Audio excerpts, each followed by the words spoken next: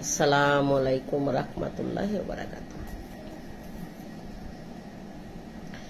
আল্লাহ তাআলা পবিত্র কোরআনে বলেছেন, হে রাসূল, যারা আপনার হাতে বাইয়াত গ্রহণ করে তারা আল্লাহর হাতেই বাইয়াত গ্রহণ করে।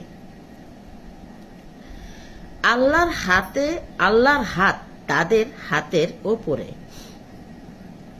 সূরা ফাত আয়াত নং 10।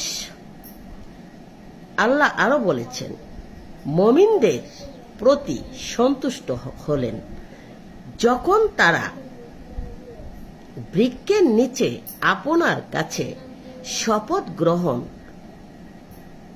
ও আল্লাহর আনুগত্য ছিলেন যা তাদের অন্তরে ছিল। অতঃপর তিনি তাদের প্রতি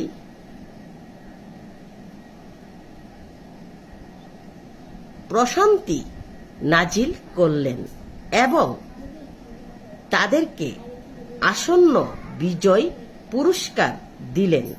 সূরা ফাত আয়াত নাম্বার 18। আল্লাহ আরো বলেছেন, হে মুমিনগণ, আল্লাহকে ভয় করো এবং